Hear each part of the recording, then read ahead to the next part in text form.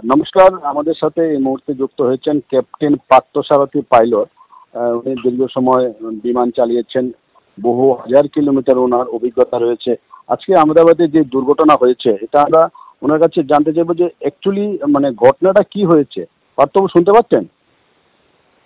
নমস্কার প্রণব বাবু। নমস্কার। ঘটনাটা তো খুবই দুঃখের বিষয়। আজকে যেটা হলো, আমারই বন্ধু সাথীরা এবং ফেলো প্যাসেঞ্জারদের একটা ট্র্যাজিক অ্যাক্সিডেন্ট।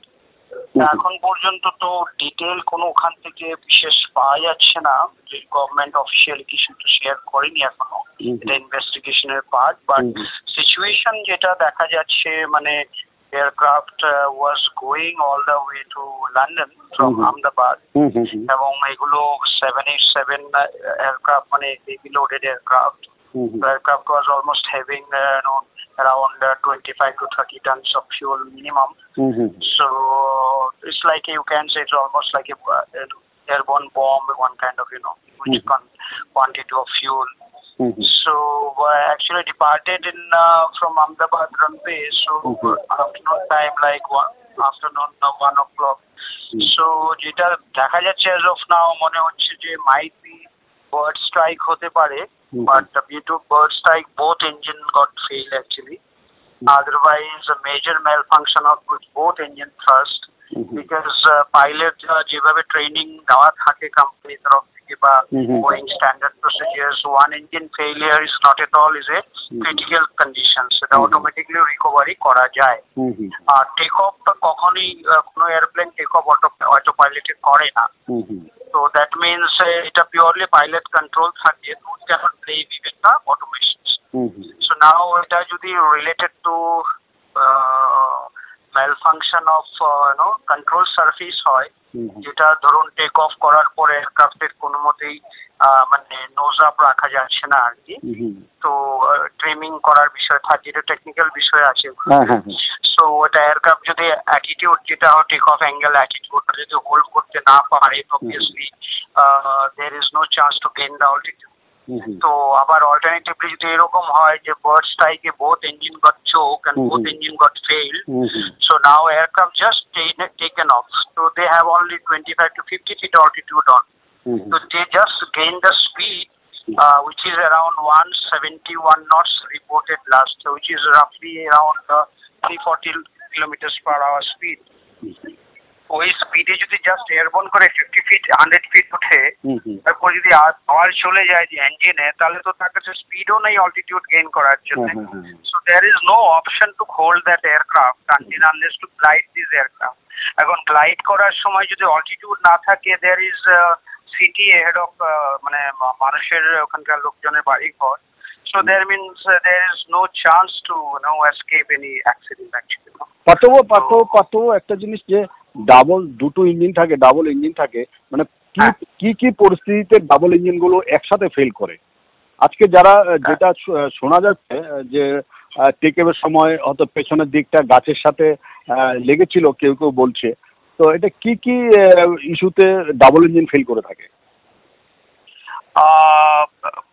এইটা যেটা লোক বলছে গাছে লেগেছে, সবগুলো এই সমস্ত বিষয়টাই হলো ফেলিয়ার্স এর পরবর্তী স্টেজ হবে। আচ্ছা। কারণ কি, কোনো runway take off path and landing পাথে কখনোই গাছ থাকে না। যদি গাছও থাকে, তার পার্টিকুলার অ্যাঙ্গেল অফ ইনক্লিনেশনটাকে ক্লিয়ারেন্স করা থাকে। হ্যাঁ, তো এই অ্যাঙ্গেলের উপরে গাছের মানে হাইটও উঠতে পারবে না, এরকম ক্লিয়ারেন্স থাকে টেক অফ পাথ গুলো, ল্যান্ডিং পাথ গুলো।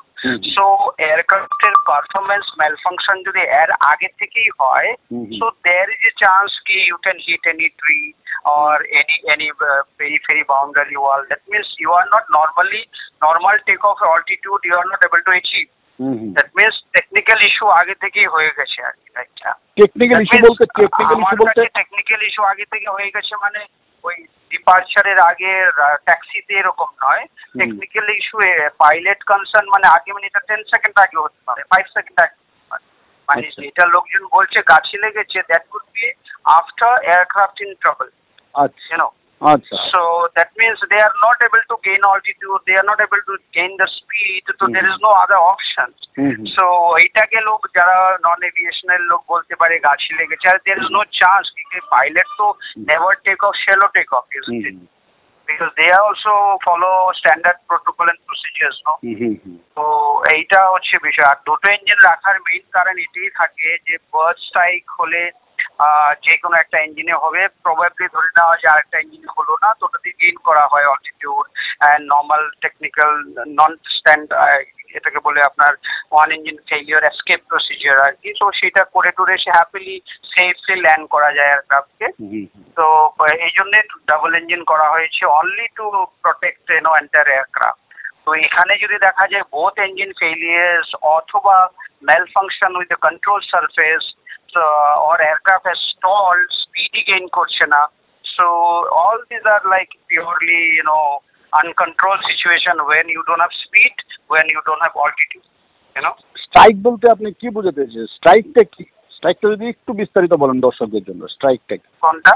স্ট্রাইক যেটা বলছেন ডাবল ইঞ্জিনে স্ট্রাইক হতে পারে, ওভার স্ট্রাইক হতে পারে, স্ট্রাইকটা কি? Bird strike, yes, bird strike means ধরুন অনেকগুলি ফ্লোক অফ বার্ডস যাচ্ছে রানওয়ে ক্রস করে, মানে যেদিকে এয়ারক্রাফট টেক অফ হচ্ছে তার উপর দিয়ে এয়ারক্রাফট টেক অফের যে পাথটা, সেই পাথে হয়তো ধরুন ওখানে bulk of bird quantity suppose is 100 number 200 300 number cross করছিল, অপোজিট ডাইরেকশন যাচ্ছিল। এখন এয়ারক্রাফট যখন টেক অফ করে এক একটা ইঞ্জিন, যে এইগুলো তো বড় এয়ারক্রাফট, 787 বিগ এয়ারক্রাফট, তো ইঞ্জিনের থ্রাস্ট পাওয়ারটা খুব বেশি।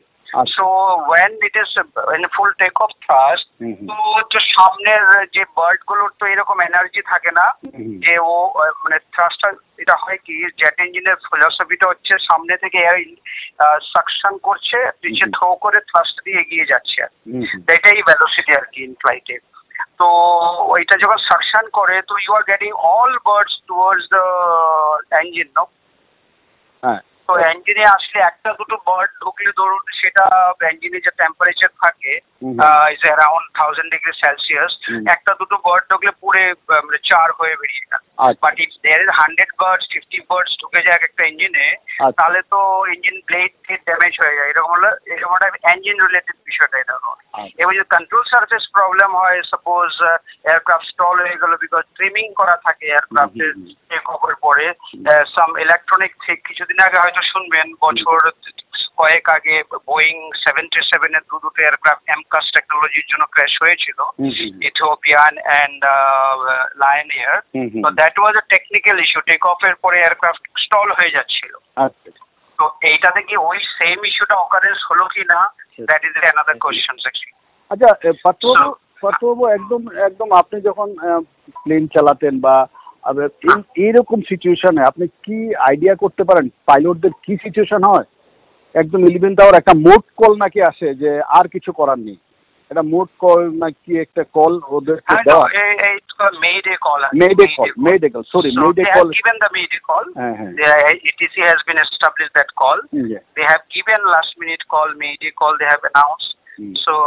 So they have tried after this call. That means whichever this call generally mean SOS call. So Mayday call kora hoy basically.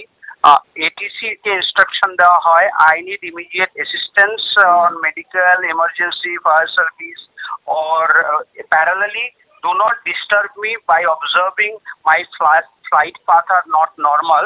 It's something wrong with my aircraft, so which was expecting ki eta normally এইভাবে যাওয়ার পথে এদিকে যাচ্ছে না, that means something wrong with my aircraft to control, so do not disturb me for the time being. For the এই সব কারণে Mayday call দেওয়া হয়। Mayday call তখন পাইলটদের অবস্থা কিরকম থাকে, মনের অবস্থা কিরকম থাকে পার্থবাবু? তো there is no time to suppose এই situation normally in Mayday call in ফ্লাইটে হতে পারে, emergency oxygen problem, cabin issues, in flight passenger death, ও Mayday call হতে পারে। বাট এখানে Mayday call যেটা, সেখানে there is no escape time, every second is important, there is no altitude, there is no speed, so this Mayday call just to hack off the I have to inform ATC this is what is my destination, present destination instead of normal destination. With maybe next 500 meters, maybe next 1 kilometers, I might sink down on the ground. So I need all assistance like medical and air ambulance and fighters, firefighters, everybody to support my passengers to save their life or something. So this may they call in for that situations. অনেক ধন্যবাদ আপনার পার্থবাবু pilot, ওনার সাথে পার্থ সারথী pilot, ওনার সাথে দীর্ঘ সময় কথা বলেছি। আমরা বুঝতে পেরেছি যে প্রাথমিকভাবে কি হচ্ছে। আমরা ওনার সাথে আবার বিস্তারিত আমরা কথা বলবো যখন টোটাল ইনকোয়ারি শেষ হবে। আজকে অমিত শাহ গেছেন, টোটাল ইনকোয়ারি শেষ হবে, প্রকৃত রহস্য বেরিয়ে আসবে, তারপর ওনার সাথে আমরা আবার যোগাযোগের চেষ্টা করব। অনেক অনেক ধন্যবাদ পার্থবাবু। Thank you. অ্যাডভান্স ত্রিপুরার পক্ষ থেকে অনেক অনেক ধন্যবাদ আপনাকে। আমরা আবার আপনার সাথে যোগাযোগের চেষ্টা করব। অনেক ধন্যবাদ। ওকে, নমস্কার।